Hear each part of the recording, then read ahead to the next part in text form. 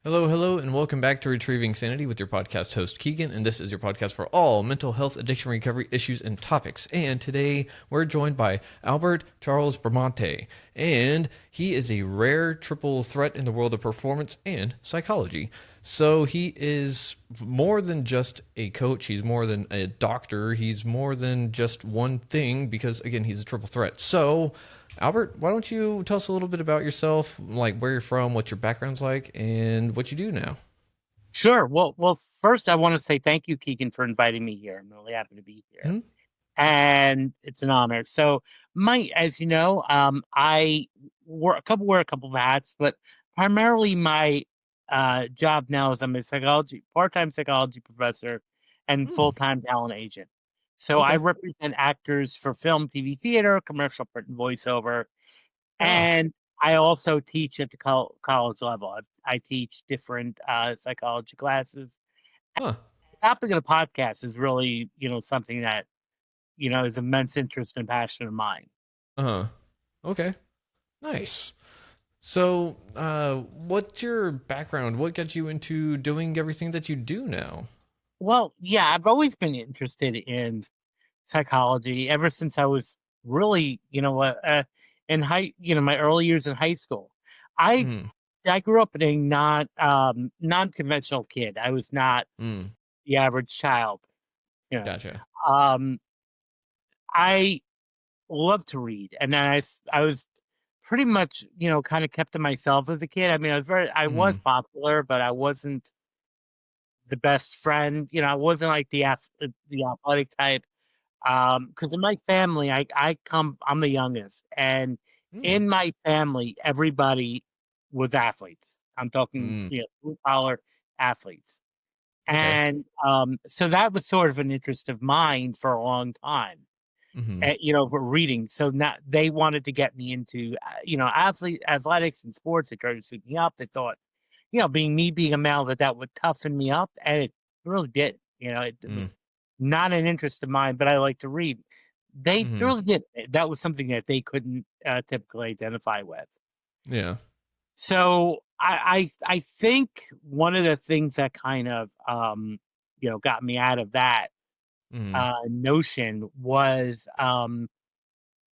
spending, because I didn't fit in with sports, to spend time in the library. So I started Hmm. reading all the books, and I wrote a lot of books about, like, psychiatry and psychology. One book that really stood out for me that kind of got me tuned to psychology, psychotherapy, was a classic, which is a classic now, and was Feeling Good by David Burns, which is a primer, kind of like a primer on cognitive behavioral therapy, CBT. And Hmm. so it really got me interested in that, in the therapy aspect. And then, of course, I was very interested in the brain and the defense mechanisms, all that kind of stuff was Huh.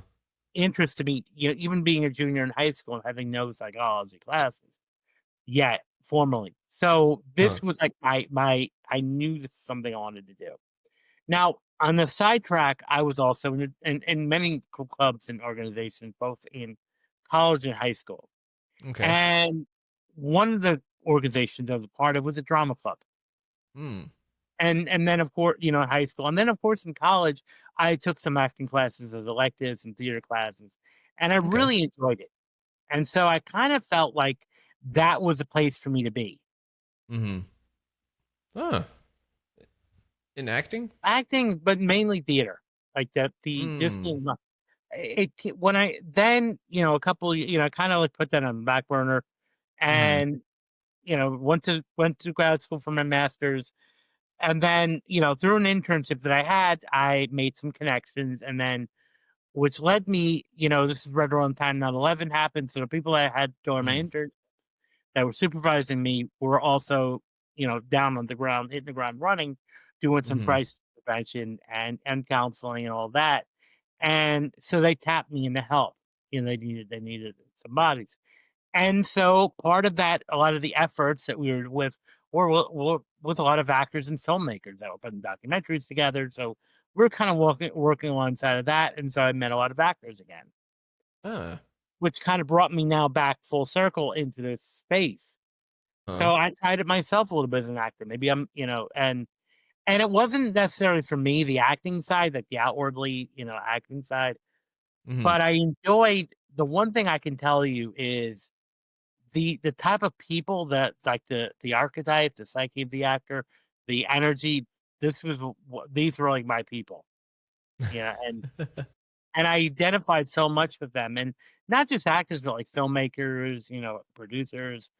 And Hmm. I identified them, ironically, more than I did with other academics, even though I was training to be an academic. So, Hmm. after a while of like kind of figuring out what I wanted to do, I said, I want to support and I want to advocate for actors. Hmm. So, Okay. so that kind of led me down the talent agent side of things. Ah, gotcha. Yeah.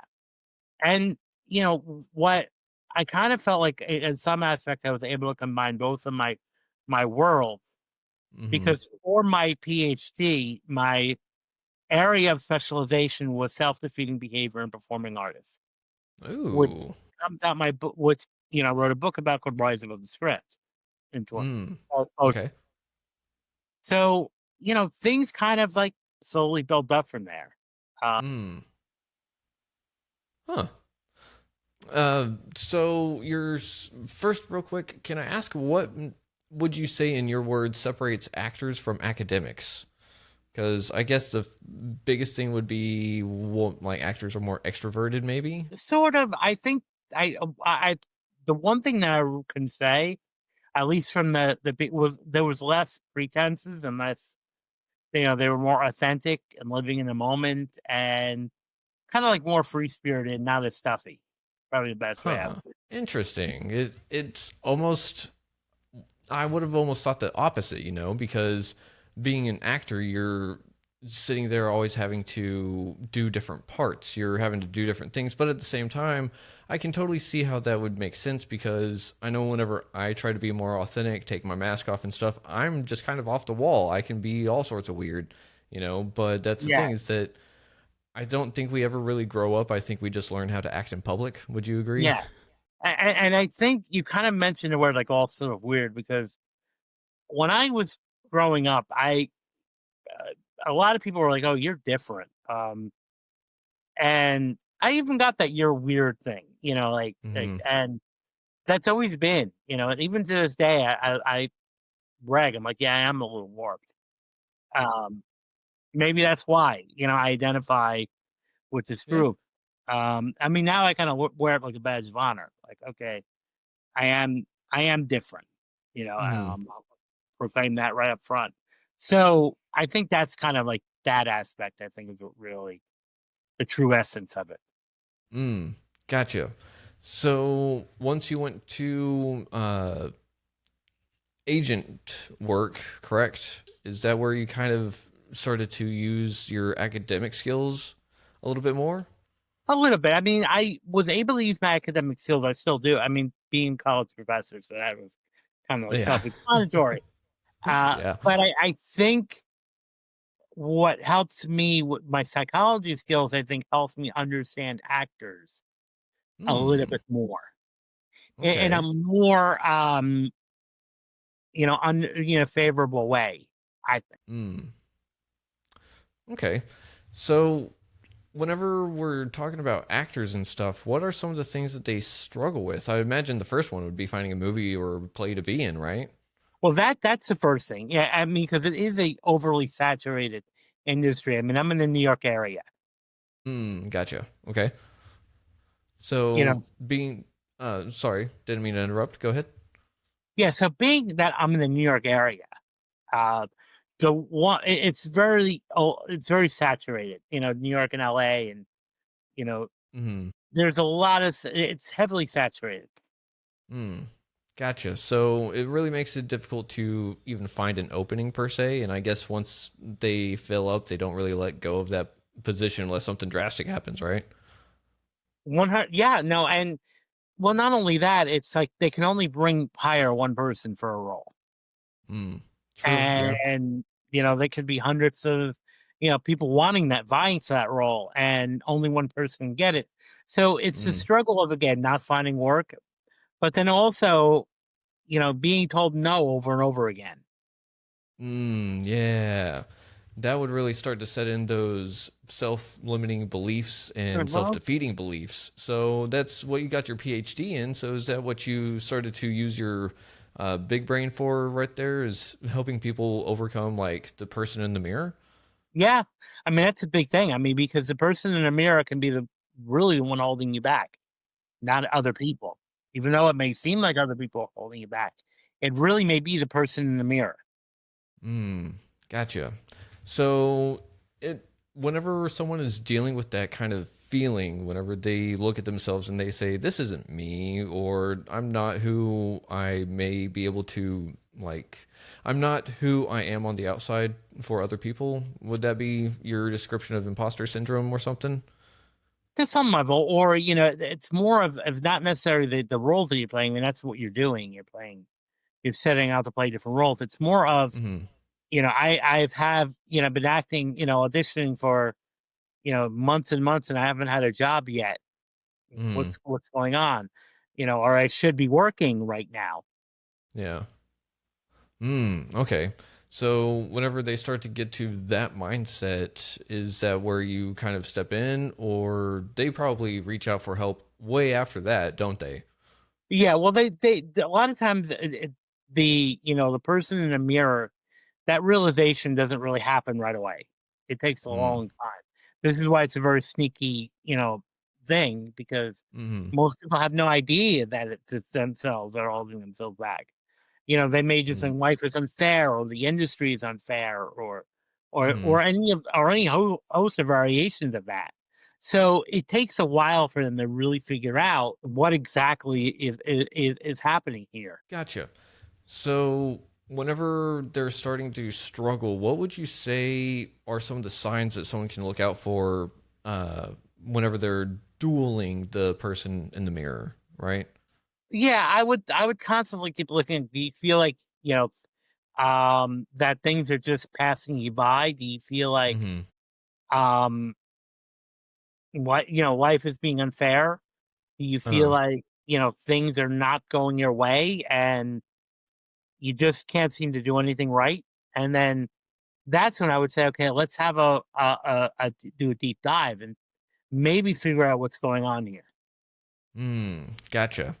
So, what kind of deep dive are you talking about? Because there's something that you do that would be really good for that, isn't there? Yeah, well, the deep dive would just be kind of like, let's figure out what's going on here. What are you doing? So let's, Mm-hmm. what have you done? What actions are you doing on a daily basis to, Mm, keep your career, moving forward? How are you handling this? What are you doing differently? mm, And are you in class? Are you engaged and actively in acting training? Are you how are you working to maintain your craft? So, mm, and then we would kind of like take another look and see, um, tell me about your recent auditions. What's been going on there, sure. and that can begin to tell me if maybe that there's some sort of picture. Like if they're always being late, if they're always missing appointments, if they're always sending in their tapes later, if it's a virtual audition, Mm, why what's going on here? And then that's when I would point out and say that you may be doing something um that's holding you back. mm. Okay. So, whenever you start trying to figure out what's holding them back, is there a list that you start with, or do you just start asking more clarifying questions? Do I ask well, I would like to. I mean, the goal of hopefully is for them to realize themselves that they're the ones holding themselves back without Mm, me blatantly telling them that, because otherwise yeah. there can be some resistance there. It's like, well, no, that's not true. Mm, So I'll keep asking questions. What do you think went wrong here, or what do you think uh, was the reason here? mm, What can you do differently if if you can wave a magic wand? What would you want different? And then of course, when I say, "Well, I want to be booking my work," okay, what would that look like more for you? Well, how would you be conducting yourself to ensure that you are booking the work? gotcha. So, once you start to do that, it's kind of creating an action plan to get out of that. And I'm sorry about the deep dive thing earlier. I guess I was going for like a ocean dive, right away, not sitting Yeah. there trying to do other things. Well, yeah, I mean, again, it all depends upon when they're ready. Like Mm. initially, they're hiring mainly to be their agent, so I don't know how open they would be and say, okay, tell me about your childhood. Tell me about your trauma. I don't know if I would go that far yet. And because that's really what I mean by deep dive, and that's Hmm. like going in thoroughly. Is once I have a rapport and once I think they're open to exploring it, then we would Hmm. explore like maybe what patterns are going on in your Hmm. childhood. What internal scripts are you running in your mind? Hmm. And with actors, what is one of the most common reoccurring running scripts that holds people back? Well, one of the common things I've been seeing a lot, over the years is the idea of the struggling actor, or that I must suffer for my art, or that, this Oh, has to be painful. huh. And Okay. it's like, well, no, I mean, who said that? And I think if you walk around with that mindset of like, I'm a struggling actor, I think what Hmm. you're going to see here is your life is going to be continuing to struggle. Mm. Okay. And So, you're going to be in a limiting basis. Yes. gotcha. And but do you also have to again remind they have to figure out that they're doing that to themselves, right? You can't Right. just be like you're doing that, and then they just automatically listen. Yeah. Well, were that easy, it would be. But most people aren't like that. They're not unless they, A, trust me, or kind of, get to know me. Hmm. I don't have that, capacity yet to be pointing this out until, we Later were able on. to have that conversation. Yes. Yeah.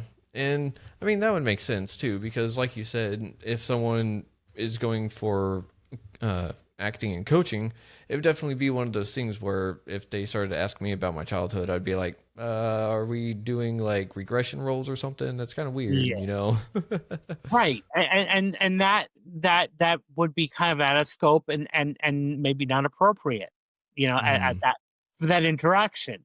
So, Yeah. but if you really sat there and said, "I wonder where the self-sabotaging is coming from," Hmm. hey, then we might need to do that, slight regressive work, to a point where you Yeah. can see what exactly is happening and correcting, that and Hmm. empower and giving you the tools to empower you so you don't make those, that you're not guided by that anymore.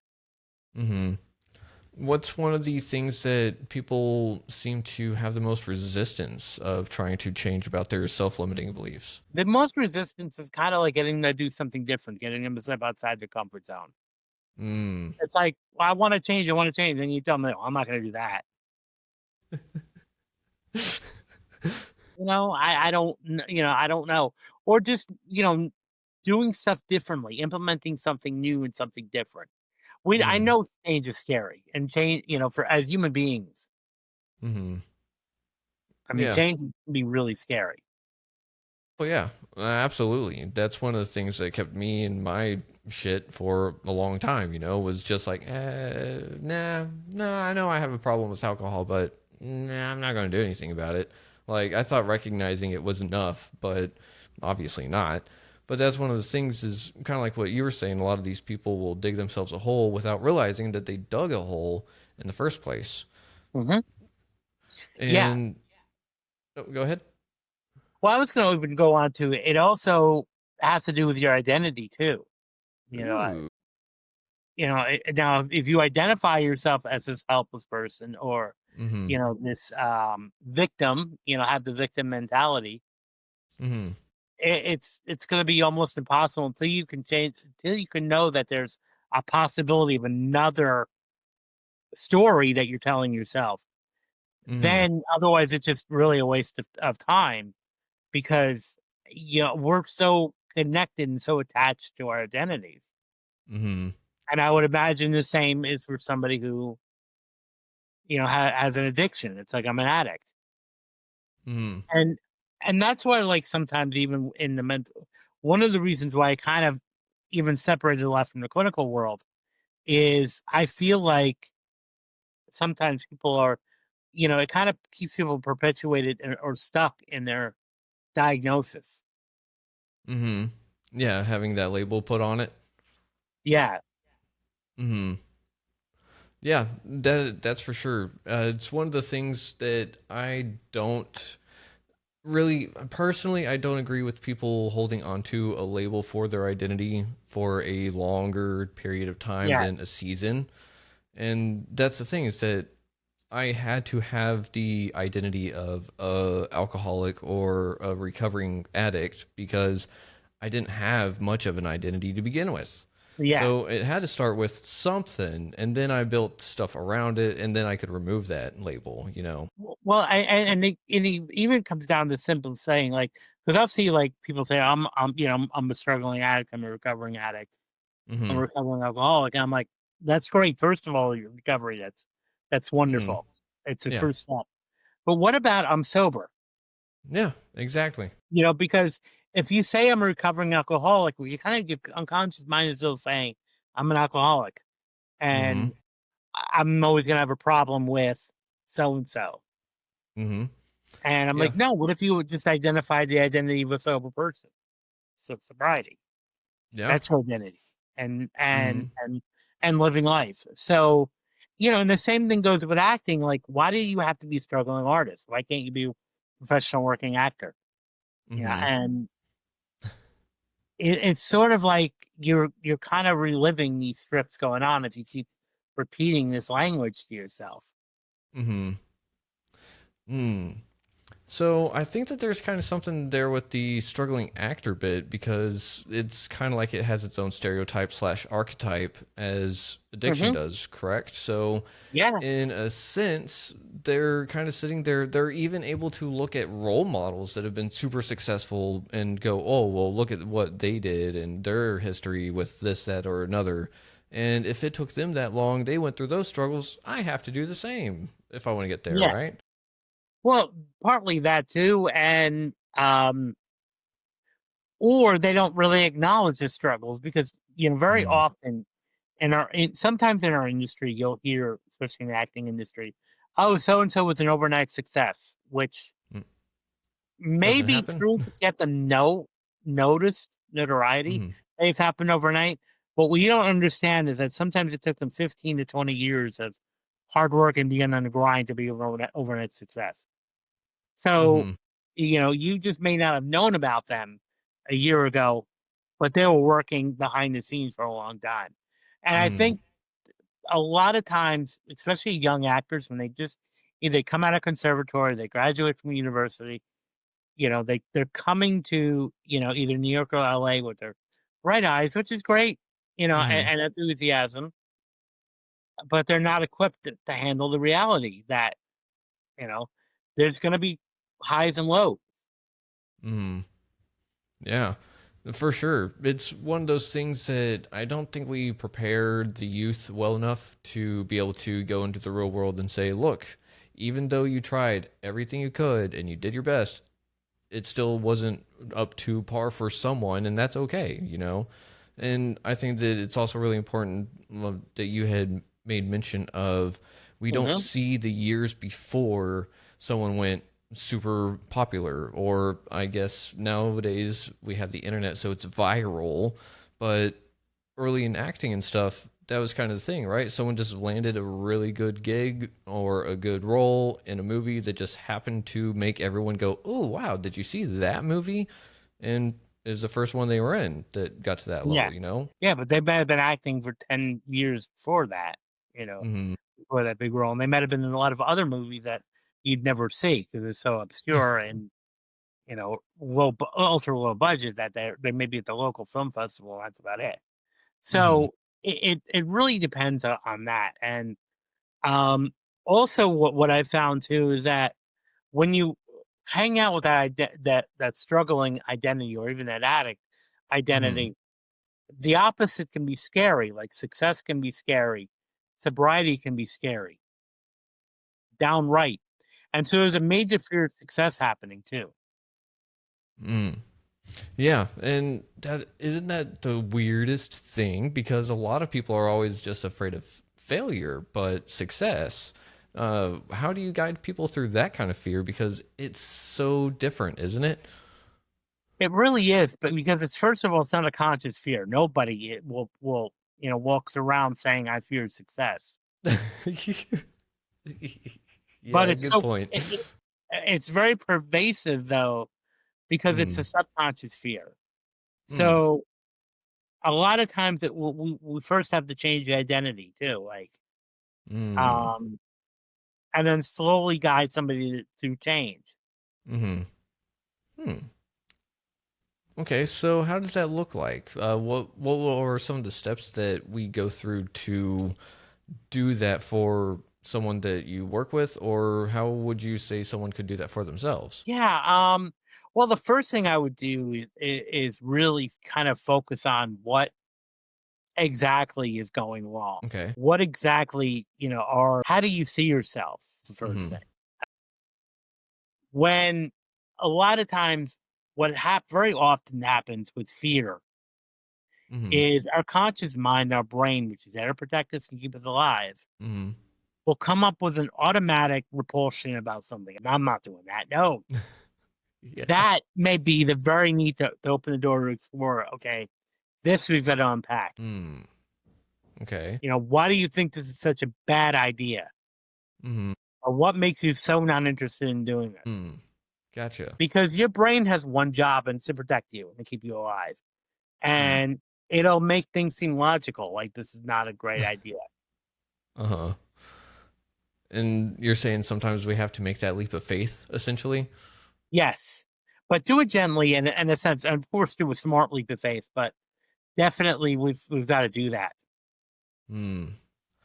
Gotcha. So how would someone mitigate the risks of success, would you say? Well first I think, even just having a conversation that this could be what's going on, the fear of success. Mm-hmm. Okay. Then, like, okay, if I were to wave a magic wand and tomorrow this happened, what would life Mm-hmm. look like for you? How are you feeling inside? Hmm. And Okay. then if there's any resistance, that's what we would need to explore. Huh. Gotcha. So would you say that people are more afraid of success because they're going to excessively encounter more change? Yes, that's a big thing. Change and the other consequences that may come of that, more responsibility. Um, like you can play victim anymore. Number one, that's a big one. Um, Huh. yeah. Or, even relationships too in your life may change.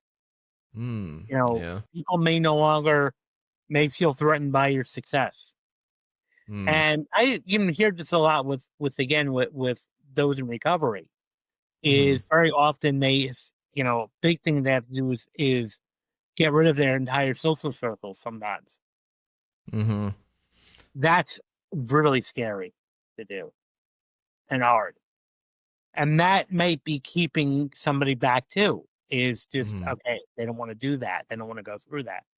Um, and then another thing that really I find, especially with the struggling artist mentality, is the Huh. thought of having a lot of money is scary. Hmm. Really? Now, everybody you talk to will say they want more money, and they do on a conscious Yeah. level. But it Yeah. also depends about how you're raised. Now, Oh, a yeah. lot of times, sometimes you get, it's passed down again, a misquote, but a passed down, which is money's the root of all evil, or money's Yeah. bad. And that's what we're Hmm. taught, Mm-hmm. by, morality, police in our lives, our parents, religious Mm-hmm. teachers. But it was really the initial quote was the love of money was all evil, not money. Mm-hmm. Yeah. So and that's where some people believe, internal it may have the deep, inner belief, which is that Mm-hmm. money is bad and money will make people evil or bad. So, Mm-hmm. and what does your brain say? Well, we won't have money. That's all. Yep. It's funny that you say that because that was actually something that I've been working on myself lately, and I didn't realize until I think it was probably late last year. But I was like, oh, I think I actually like really hate money, and that's why I'm having problems like holding on to it or saving Mhm. it or doing things. And I was like, I just had to switch the mindset of like I hate it to more of a I can tolerate it to an extent, and then I kind of like it just because I realize the financial, well, it's not the financial security, it's the everything else it can help provide that Right. I'm here for. It's not the money itself. Money itself can go like fly in the wind for all I care, but it's the things that it affords. Well, money is neutral, really, if you think about it. It's Mm-hmm. a completely Yeah. neutral concept. What Yeah. you do with it, now how you view what you do with it. Now, you could also make the argument, like, you know, look at how many more people you can help if you have more money. Look at all the amount of things you can do for people. So, I that's another thing we sometimes have to work on too is our views of money, because that's a big um, thing that will hold you back. Will be that villain in the mirror type thing. Is Yeah. your view of money? If you don't have a healthy view of money, I think a person's gonna have a hard time. Yeah. Yeah, for sure. Especially whenever it comes to success and being an actor, because actors are supposed to bring in the big bucks, right? Yeah.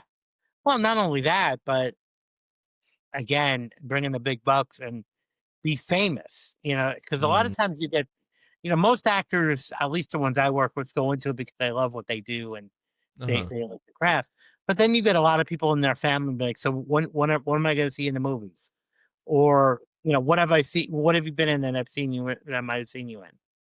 Hmm. And it's that constant sometimes reminder. Mm-hmm. And then an actor might say, well, now I'm just auditioning. Really? You've been, doing this for 6 months or a year, and you haven't booked anything, and maybe Mm, it's time to find a real job is my favorite one. mm-hmm. Ugh. Yeah, and that would definitely not play well into the struggling artist mentality or anyone that has any sense of self-worth or anything like Right. that. Really is get a real job like, but you like watching movies, right? Like I'm trying to help make those things for you. Well, it was interesting because a lot of people like were during the actors strike and the writers strike in 23. Mm. People Mm-hmm. were trashing actors and all this. I'm like, okay, what did you do during 2020 during the pandemic? And they're like, well, I watched Netflix. I'm like, how do you think that stuff was paid that you were able to consume and watch Mm-hmm. Yeah. Yeah. by actors and writers? There you go. Mm-hmm. Yeah, it is a form of art, and that's the thing is that I think art is meant to be made. I think it's meant to be shared. I think it's meant to be created in the first place. You know, Right. It sure is. It's meant to be created, shared, and help to inspire. yeah, to help create more art of whatever variety or medium it may be. Right. Exactly. Real Begets quick, art. where can people? Oh, sorry. Go ahead. I was gonna say art begets art. It just builds upon another. Mm-hmm. Yep. Real quick, where can people find you if they're seeking your help in anything? So you can go to my what a couple. You can go to my agency website if you're an actor, BramanteArtist.com. Okay.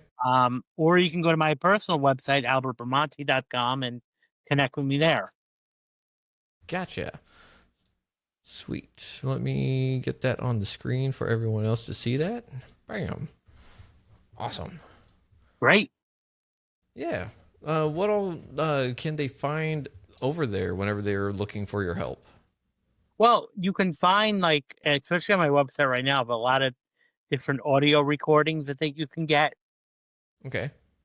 that can help you, break your confidence, improve your confidence, help you with public speaking, leadership, or any type of addictions.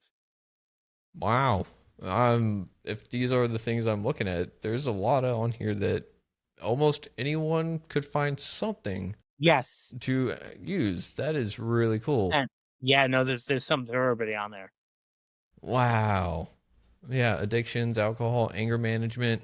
A lot of people need that. Yeah. Anxiety, body image, business skills, cancer support, childbirth, children's issues, confidence, fears, phobias, health, imposter syndrome. Wow, you've really got everything on here. There's quite a few more, but I think you hit the head on every social issue everything. someone needs help with. Exactly. So there's something for everybody. Feel free to check it out, and yeah, get in touch.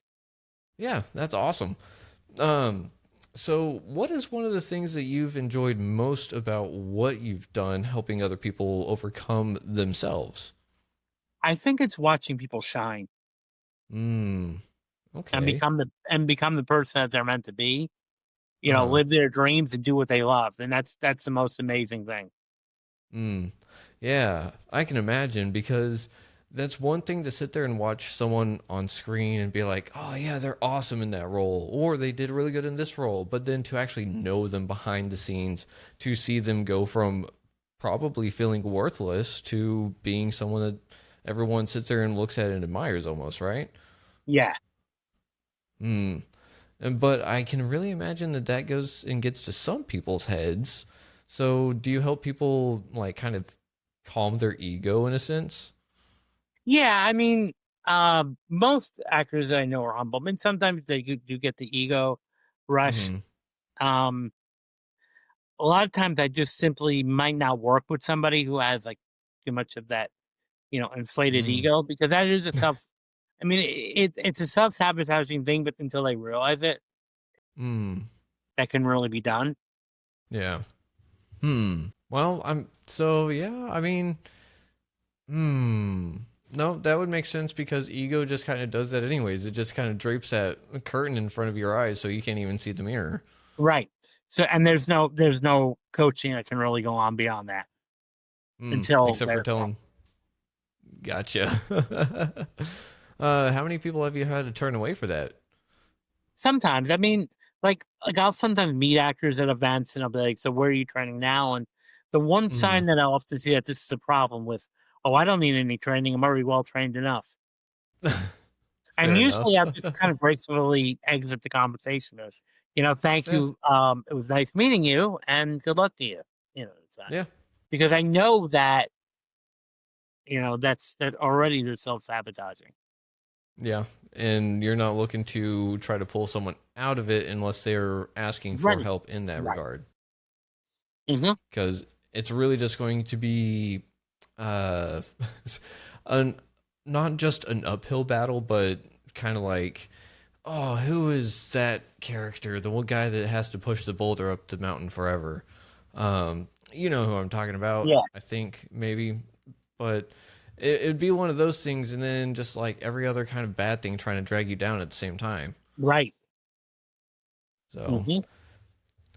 one of the things that we deal with as a person that's just struggling with mental health issues really is wondering, why am I doing this, or why is this happening to me? And like you said before, it's those subconscious beliefs.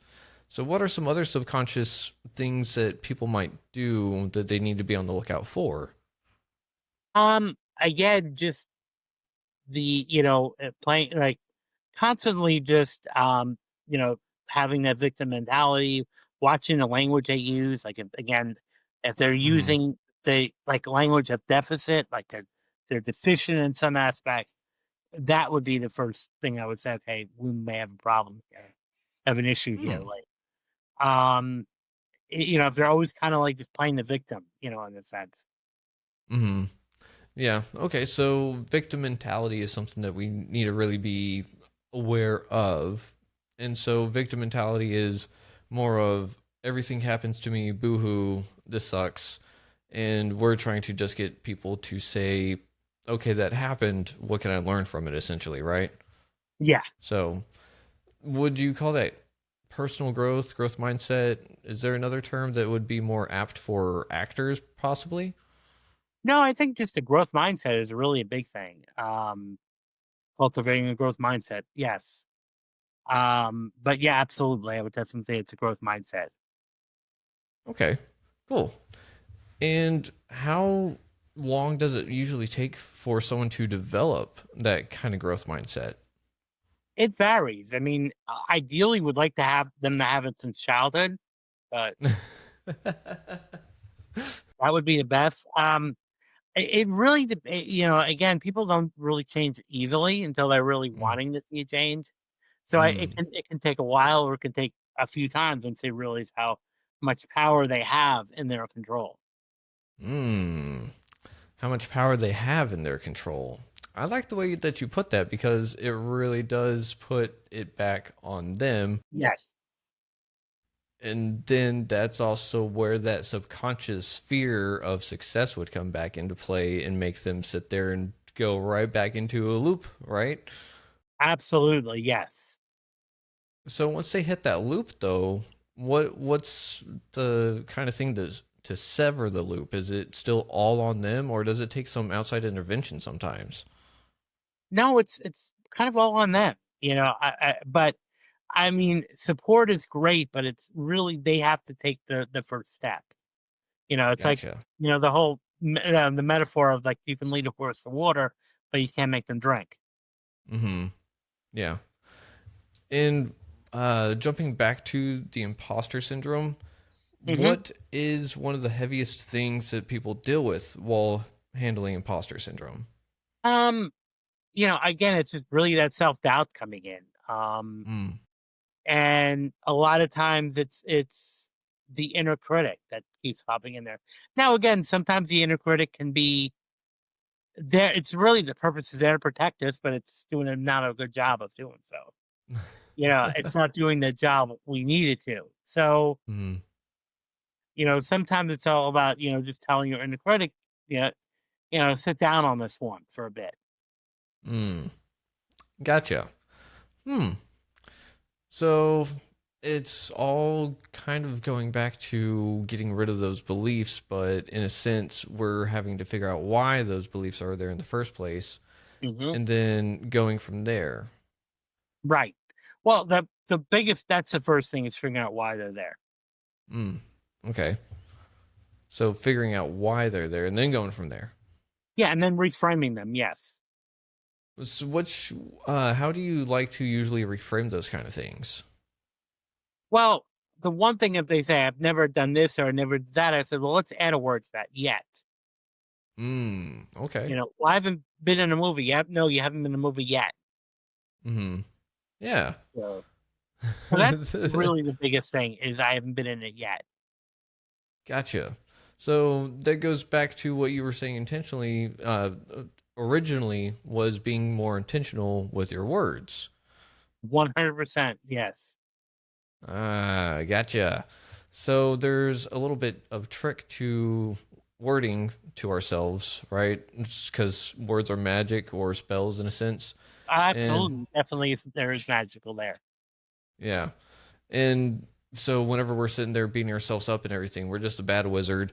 And then everyone else is just trying to let us know that we're Yeah. actually But I wouldn't even capable say of bad that. wizard because that's limiting belief right there. Like you're Ooh. misinformed that maybe or just not a or not doing the right way. You know, you're a great wizard, but your just execution may not be optimal Mm, here, you know, in this one. gotcha. Oh, that's a good way to put that. And yeah, language is one of those things. Um, absolutely.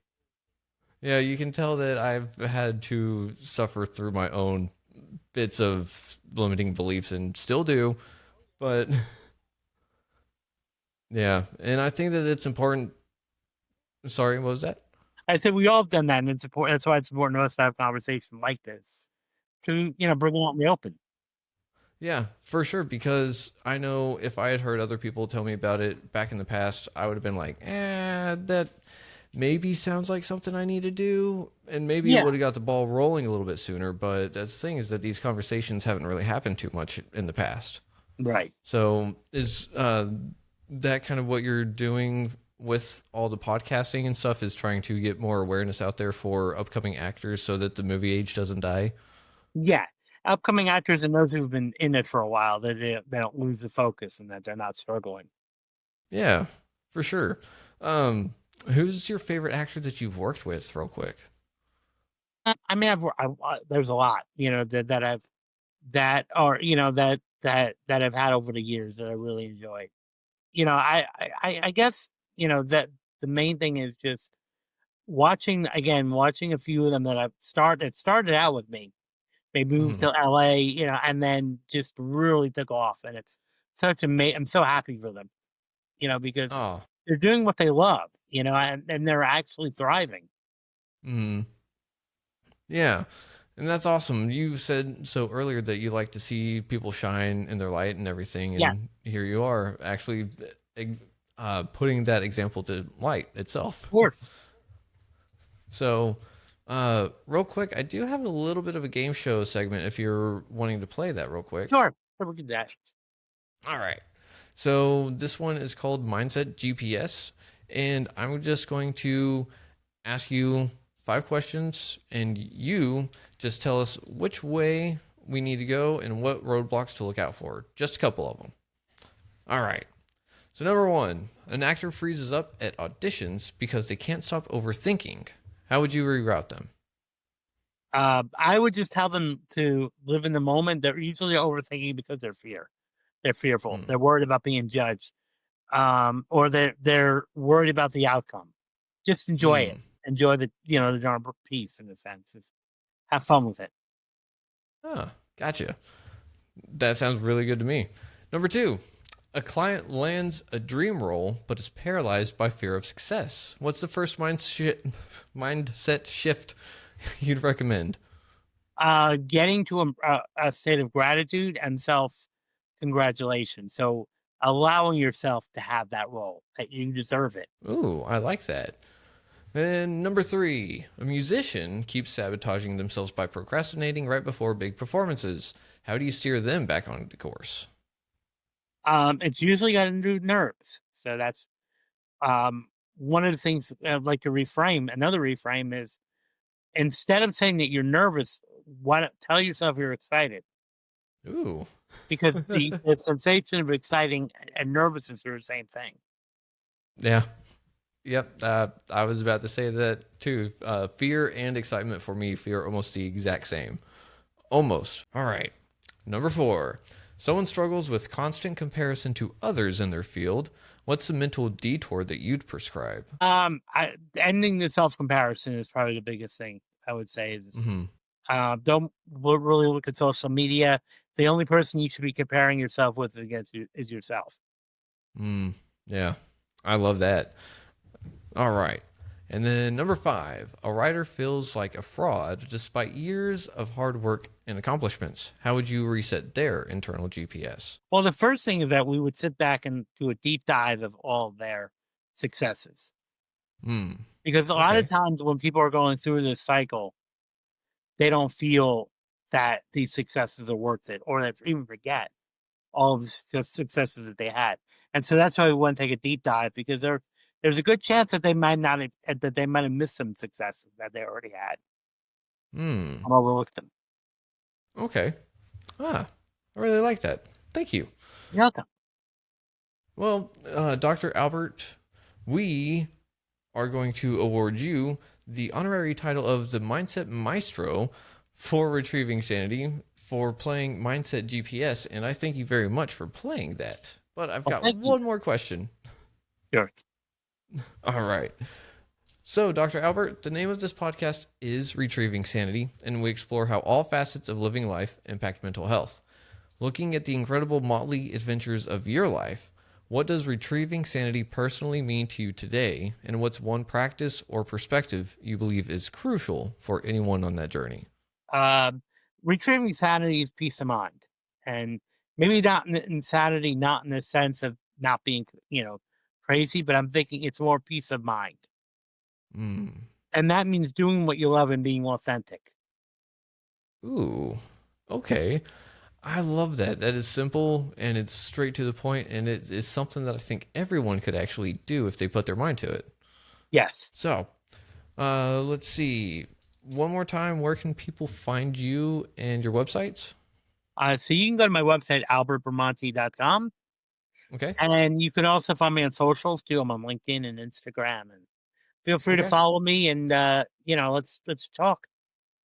Yeah, for sure. And that's one of those things is that with the age of the internet, we can reach out to almost anyone that we can really think of, right? And that's one of the things is that you're out here helping so many people just by doing what you do. And I just got to say thank you on behalf of everyone that is going to hear this episode, see this episode, or possibly be affected by this episode by the ripple effect, you know? Well, again, thank you for having me on. Of course. Yeah, it's something that you said you're passionate about trying to help people with, and it is my passion to help get that passion out there for other people.